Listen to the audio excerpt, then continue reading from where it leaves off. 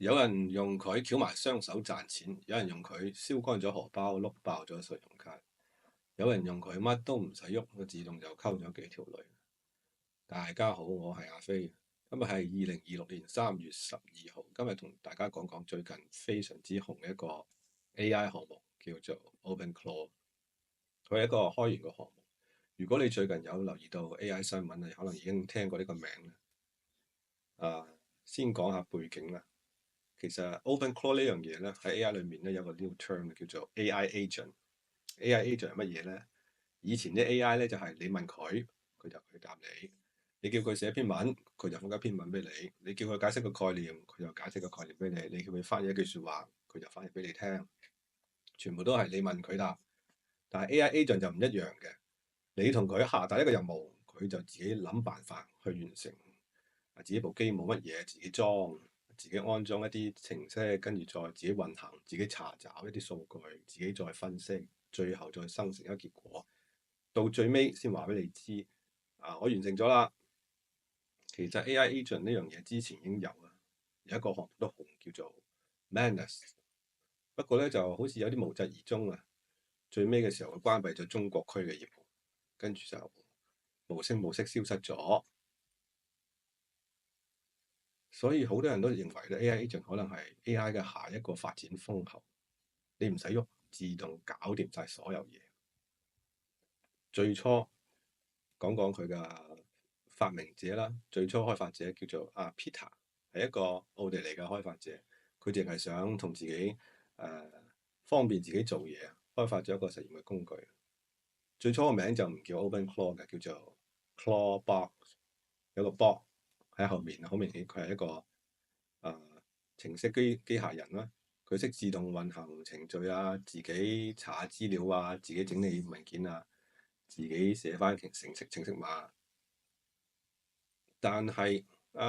Peter 佢開發咗之後咧，有一日佢喺條街度同屋企人出去玩，佢同自己嘅 AI agent 講咗句説話，係語音嚟嘅。佢發完之後咧，佢就突然間醒起啦，我呢個 AI agent 唔識聽語音，但係呢個 AI agent 咧竟然覆咗佢，回覆咗佢。佢查下呢個後台嘅日誌先發現啦，AI agent 已經將佢嘅語音下載落嚟，發現我唔聽唔明語音，佢自己就上網啊，揾一個識別語音嘅程式下咗落嚟，識別翻個語音，變成文字，再理解翻Peter 講乜嘢，自己再完成呢個任務。Peter 就好驚，又驚又喜，於是就將呢個項目就開源咗，掉咗上 GitHub 呢個開源程式嘅網站裏面。GitHub 上面有成20幾萬嘅飆升點讚，好多嘅開發者都開始自己部署呢個項目。有人用嚟寫有人寫自動化工具，有人寫啲好奇奇怪怪嘅實驗啦。接下嚟成個月，成個 AI 圈都喺度搞緊呢樣嘢。有人咧就叫 OpenClaw 連接咗幾個工具，上網分析股票市場數據自己揸取一啲新聞，再加埋一個自動交易嘅接口咧，佢就同AI 講一句説話：你自己研究下個 market 啦，然後賺錢，賺多賺少唔緊要，賺錢最緊要係賺錢，係咪好離譜咧？更加離譜係個 AI agent 真係自己做嘢喎，佢每日咧分析呢個大市走勢啊，再揸取一啲主要嘅重點新聞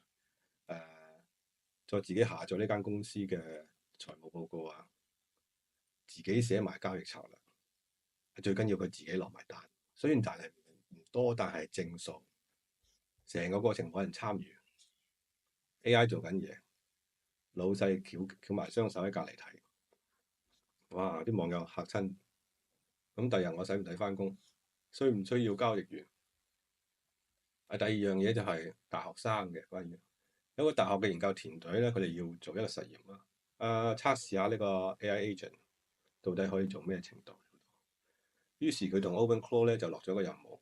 幫我寫一篇呢個關於 AI agent 系統嘅研究論文。結果呢個 AI 咧做得非常之完整。佢先搜下論文，再引用資料，自己寫埋代碼，就自己做實驗，自己將啲數據分析好，收埋成一啲圖表，跟住將所有內容整理成呢個論文，整理成嘅 PDF 有成幾十頁，40幾頁。研究人員睇咗之後咧，淨係做咗一件事，改咗幾句説話，跟住就發布咗啦。有人覺得好犀利，有人都開始擔心 AI 連論文都寫到咁。第二日大學裡面好多研究知識型嘅工作都可能唔再需要。第三樣嘢，仲離譜，就係一個大陸嘅有錢佬啦，佢就養咗一個 OpenClaw 嘅龍蝦，放喺佢部機度，同佢落咗個任務就係請你搜索我抖音上面嘅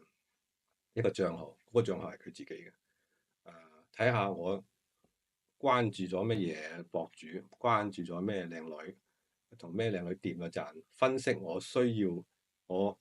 歡咩類型嘅女仔，跟住咧我每日就俾幾多錢嘅咩打賞啊，咩火箭啊嗰啲咁嘅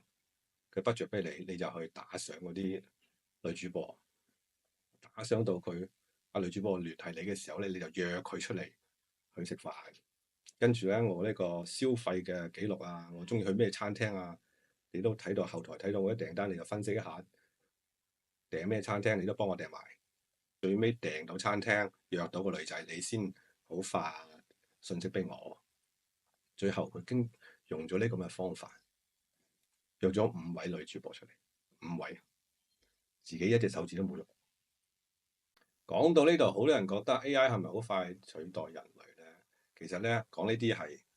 比較歡欣嘅例子，仲有啲比較慘豬豬嘅例子，就係好多人佢哋可能配置不當，自己又唔係好識呢個程式，跟住就去養龍蝦，跟住個龍蝦運行嘅時候就需要消耗呢啲 AI 平台嘅 token，每條 token 都係要錢嘅，而且佢開嘅套餐咧就係 pay as you go 啊，用幾多使幾多俾幾多，又唔係包月嘅套餐，所以一失足咁就扣爆咗自己張信用卡就碌爆咗。仲有另外一方面咧，就係一個隱私風險嘅問題。畢竟係新事物，裡面有好多漏洞都未收好，而且係開源嘅項目。好多人部署咗之後咧，佢哋基本嘅防火牆風險意識都冇，其他人就可以隨便咁將佢嘅 OpenClaw 連接到你嘅 OpenClaw，兩個 AI 喺度溝通緊，唔知做乜嘢，跟住將你部署 OpenClaw 裏面嘅所有隱私數據都泄漏俾另一個 OpenClaw。再者就係，如果你將自己嘅交易接口同埋交易權限，又或者你部機有攝像頭，將個攝像頭嘅權限都俾埋人哋嘅話，咁你就所有隱私、所有錢都冇晒。唔理點講，OpenClaw 咧真係可以令大家重新思考一下，未來 AI 真係唔止係工具，可能係你嘅員工，可能係你嘅數字員工。講到呢度，好多人可能問啊，應唔應該裝呢個 OpenClaw 咧？我就俾少少嘅3點建議俾大家。第一就係唔好指意佢去用喺一啲非常重要嘅項目上面，你可以試一啲新嘢，嗰啲新嘢唔打緊嘅。第二就係你可以用喺一啲非常重複性嘅勞動上面，就係每日都要打開某個網站，每日都要揸取一啲數據，每日都要 send 一啲 email 俾某個人咁樣。第三就係唔好將自己啲關鍵嘅接口，例如